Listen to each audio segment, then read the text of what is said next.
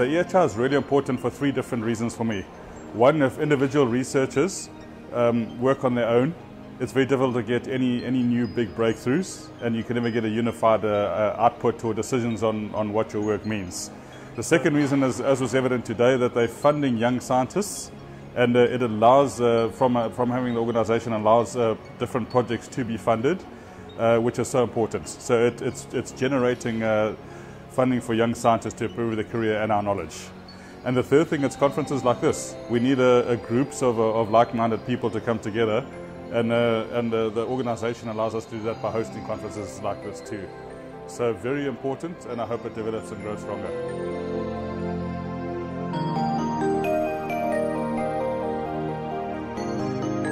There's just so much evidence to show that hydration is important to optimizing exercise performance, particularly in the heat, particularly cold hydrated fluids.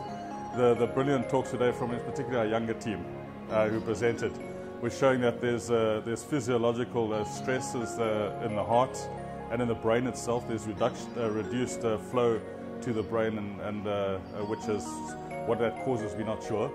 But it must be related to the negative power outputs and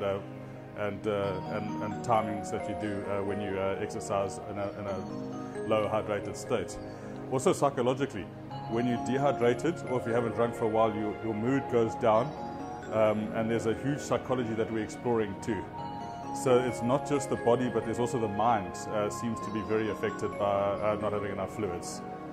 Clearly more research has got to go and unlock the mechanisms, how it works.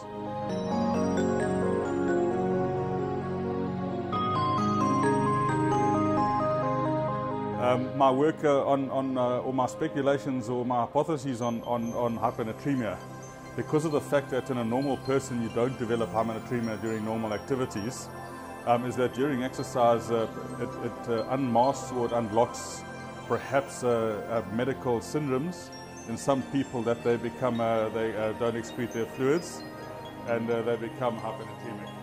So my challenge would be for everyone in the field to go and look for clinical symptoms of fluid overload induced by exercise, and the associated changes in your thirst.